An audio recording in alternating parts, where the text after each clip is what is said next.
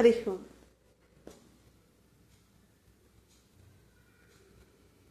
శరీరంలోని ప్రతి జీవకణము చైతన్యవంతం అవ్వాలంటే మనం స్వచ్ఛత శరణాగతిని చిన్నతనం నుంచి అలవర్చుకోవాలి. స్వచ్ఛత అంటే ఈనాటి వరకు మన చుట్టూ ఉన్న కట్టుకున్నవారు కానించి కన్నవారు కానించి ఎవరి నుంచి ఆశించకుండా ఎవరిని శాసించకుండా మనసావాచ కర్మన జీవించడం. శరణాగతి పంచభూతాలకు పాంచభౌతికమైన దేహం తీసుకున్నందుకు పంచభూతాలు ఎప్పుడూ కూడా మనం అశుద్ధాన్ని చెడు శ్వాసల్ని అంటే వేడిని లోపల ఉన్న వేడిని అలా ప్రతిదీ చెడుని వదిలినా మళ్ళీ తిరిగి మనకి మంచినే ఇస్తుంది. అలా జీవించడం. అలా ఈనాటి సమాజంలో ఏనాడు పోల్చుకోకుండా అనేక మంది ద్రౌపది, కుంతి, సీత, వెంగమాంబ అలా ఎందరో స్త్రీమూర్తులు ఉన్నారు, మూర్తి స్వరూపాలు. వారిలాగా మనసును పనిచేయకోకుండా మాటను పనిచేయకోకుండా స్వచ్ఛతా శరణాగతితో జీవించబట్టి ప్రకృతి ఎక్కడైనా మనసు నేను చెడుగా ఆలోచించినా వెంటనే ఈ శరీరాన్ని అంటించడము అంటే కాలిపోవడము ఎక్కడో ఒక చోట, లేదా ఏదో ఒక క్రిమికీటకం కొట్టడము, లేదా ఏ తలుపు సందునో ఎక్కడో అయినా పడి నలిగిపోవడమో జరిగేది. వెంటనే మనసును పని చేయకోకుండా మనసులో నిరంతరము వారి యొక్క జ్ఞానము, మనం ఆరాధించే దైవం యొక్క జీవన విధానం అనుసరిస్తూ జీవించేదాన్ని. జీవిస్తూ చుట్టూ ఉన్నవారు మాటలతో నేర్పేటప్పుడు ఒకలాగా నేర్పించిన తర్వాత అంటే నాకు ఇంటి పని వంట పని కూడా వచ్చేది కాదు. అందరి నుంచి నేర్చుకున్నదే, నన్ను నేను మార్చుకున్నదే.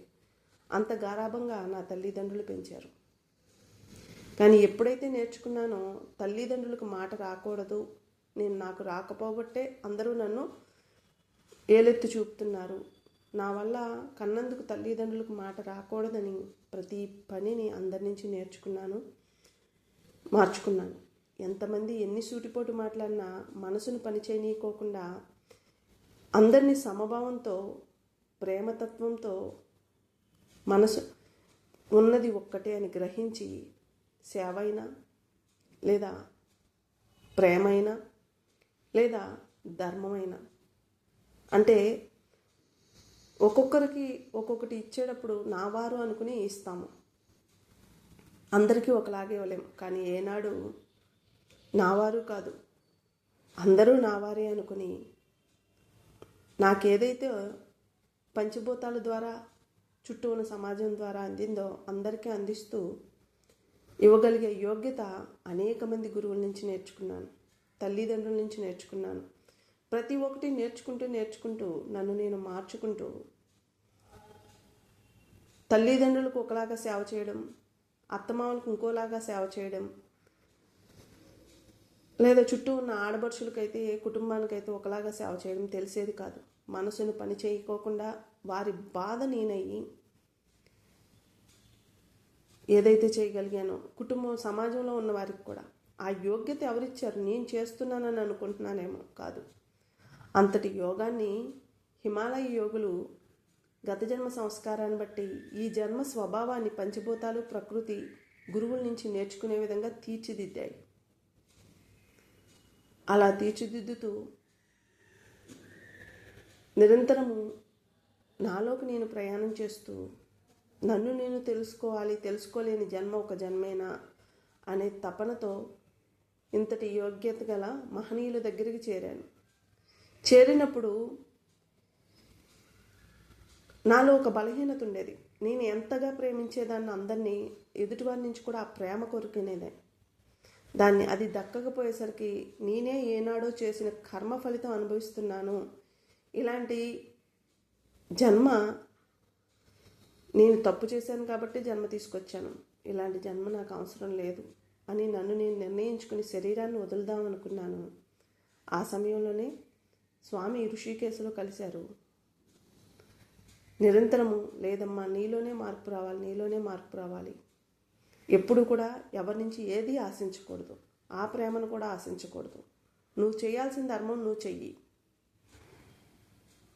ఆశిస్తే అక్కడి నుంచే రావాలనుకుంటాం. అదే ఆశించకపోతే ఏదో ఒక మూల నుంచి ఎవరో ఒకళ్ళ ద్వారా ఆ ప్రేమనైతే ఏదైతే పొందుతావు అన్నారు. అలాగే నా జీవితంలో అనేక మంది తల్లులు, తోబుట్టువులు, తోడబుట్టిన వారు వాళ్ళ యొక్క ప్రేమను నాకు అందిస్తూ, నేను నేర్చుకున్న జ్ఞానాన్ని వారికి బోధిస్తూ, నన్ను మార్చిన పంచభూతాలు, ప్రకృతి, హిమాలయ యోగులు యొక్క జీవన విధానాన్ని వారికి బోధిస్తూ కాలక్రమంలో సాగిపోతున్నాను. కానీ అలా కూడా నా చుట్టూ ఉన్న వారికి ఇష్టం ఉండదు. ఇన్ని ఒడిదుడుకుల్లో కూడా పరమాత్మకు శరణాగతి అవ్వాలే తప్ప మనసును పని చేయనీయకూడదు. మాటలో ఇసురు రాకూడదు.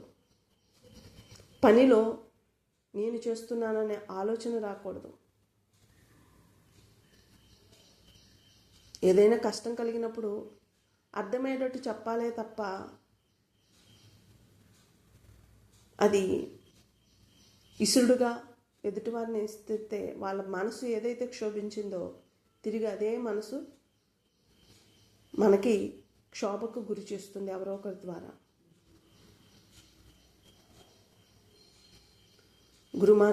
గురువు యొక్క జ్ఞానంతో జీవించాను. దైవం యొక్క మార్గాన్ని వారితో పోల్చుకుని నా జీవన విధానంలో ప్రతిదాన్ని మార్చుకున్నాను. స్వామి యొక్క సంస్కారాలు, ఆయన యొక్క యోగాన్ని చూసి అలవర్చుకుని ఉన్నతమైన భావాల వైపు జీవిస్తూ, గత జన్మ సంస్కారాన్ని బట్టి ఈ జన్మ స్వభావం ఉండాలి కానీ ఎవరో ఇస్తే వచ్చేది కాదు. ఎవరో ఉన్నారని వాళ్ళ మీద ఆధారపడటం కాదు. ఎంత యోగ్యత గలవారైనా వాళ్ళని చూసి నేర్చుకుని మనల్ని మనం మార్చుకోవాలి. నిరంతరం దాన ధర్మ సేవ చేయాలి. అప్పుడే మనలో జీవకణాలన్నీ చైతన్యమయ్యి అచేతన కణాలన్నీ ఉన్నతమైన భావాల వైపు నడిపిస్తుంది. ఒక్క 3 ఏళ్ళు ఎవరి నుంచి అయితే నొప్పి కలిగిందో వాళ్ళని ఇది అని చెప్తే తట్టుకోలేక వాళ్ళు మనసులు పనిచేసినందుకు, అంటే సత్యం ఎప్పుడు చేదుగా ఘాటుగా ఉంటుంది. ఎవ్వరూ ఒప్పుకోరు. చివరికి నేనైనా సరే వాళ్ళ మనసులు పనిచేసినందుకు 3 నెలల పాటు మంచం మీద నుంచి లెగవకోకుండా మూలను పడి ఇంకా లెగుస్తానో లేదో అనుకున్నాను. కానీ నా తప్పు నేను తెలుసుకుని, నా నోటి ద్వారా మాట పవిత్రంగా రావాలి, నా మనసు ఆలోచనలు నిరంతరం జ్ఞానంతో కూడుకుని ఉండాలి అని ఇంకా మార్చుకుంటూ ఉన్నా కూడా ఈనాడు మన చుట్టూ ఉన్న వాతావరణంలో మనసులు మాటలు పనిచేసేసరికి దాని యొక్క ప్రభావం ఈ శరీరం మీద పడి అనారోగ్యానికి గురవుతాం. అందుకనే కర్మ చేసేటప్పుడు మనసు ఉండదు, నేను అనేదే ఉంటుంది. అకర్మ చేసేటప్పుడు మనసు శరణాగతి అయిపోతుంది. వికర్మ చేసినప్పుడు ఆ 2 కర్మల యొక్క జ్ఞానాన్ని పంచేటప్పుడు చుట్టూ ఉన్న వారి మనసు అంగీకరించినా అంగీకరించకపోయినా దాని యొక్క ప్రతిఫలం, అంగీకరిస్తే ఆనందం వెంటనే అంటుకుంటుంది. అంగీకరించుకోకుండా మమ్మల్ని ఎలా అంటుందా అని ఉక్రోషము ఉడుకు వస్తే ఆ యొక్క కర్మలు వికర్మలు అనుభవించాల్సి వస్తుంది. కర్మలో అయినా శరీరం అనారోగ్యం పడాల్సిందే. ఎదుటివారిని అహంకారంతో, మమకారంతో, వికారంతో చూస్తే ఏదో ఒకనాటికి. ఆ కర్మలో మనసు మమకారంతో, అంటే భగవంతుడి పట్ల కానీ, లేదా సమాజం పట్ల కానీ, వస్తువు పట్ల కానీ, వస్త్రం పట్ల కానీ,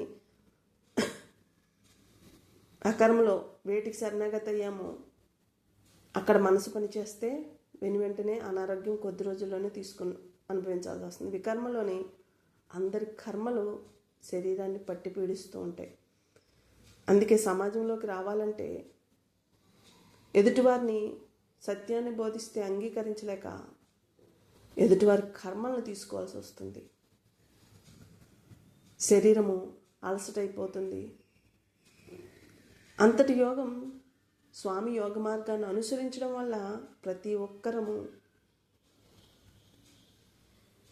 మన నుంచి మనం విడిపడతాం, మనలోకి మనం ప్రయాణం చేస్తాం, మనం వచ్చిన పని పూర్తవుతుంది. కానీ ఎవరైనా సరే ప్రతి మనిషి కూడా కర్మ అకర్మ వికర్మను పొందితేనే జీవన్ముక్తిని పొందుతాడు, జన్మ చరితార్థం చేసుకుంటాడు, ముముక్షత్వంతో త్రిగుణాలకు అతీతంగా జీవిస్తాడు. అది ఈ జన్మైనా వచ్చే జన్మైనా లేదా ఎన్ని జన్మలెత్తైనా సరే అకర్మ కర్మ అకర్మ వికర్మకి అడుగు పెట్టాల్సిందే, తరించాల్సిందే. మారను అంటే కుదరదు. అందుకే గురువుల చుట్టూ చేరడం కాదు, వారు చెప్పిన మార్గాన్ని అనుసరించాలి. ఇలాంటి వారి పాదాలు పట్టుకుని మనసుల్ని మాటల్ని వ్యతిరేక దిశలో పనిచేయించడం కాదు, వారి యొక్క యోగమును అనుసరించాలి. అప్పుడే మన జన్మ చరితార్థం అవుతుంది. లేకపోతే ఇంతటి మహనీయులు మళ్ళీ మన ముందుకు రారు మరు జన్మల్లో. డబ్బును దాచుకోవడానికి కాదు, దేశానికి, చుట్టూ ఉన్న సమాజానికి, కుటుంబానికి వెచ్చించిన తర్వాత మనకి ఉన్నది ఉన్నంతలో ఖర్చు పెట్టుకోవాలి. శరీరం ఉన్నది మన కోసం మనం బతకడం కోసం కాదు.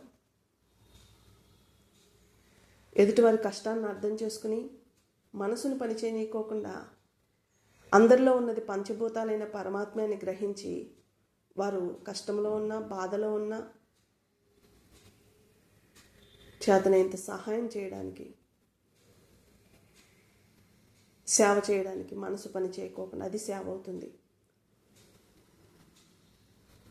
ధర్మం, మన చుట్టూ ఉన్నవారు ఒక్కొక్కరు ఒక్కొక్క బంధం. మనసు పని చేయకోకుండా ఎక్కడ ఏ ధర్మం నిర్వర్తించాలో ఆ ధర్మాన్ని నిర్వర్తించి వారి నుంచి ఫలితం ఆశించకుండా శాసించకుండా జీవన విధానం కొనసాగించాలి. అదే యోగ మార్గం, అదే మనం జీవన్ముక్తిని పొందే జీవన విధానం. అదే మనలో ఉన్న రసాలను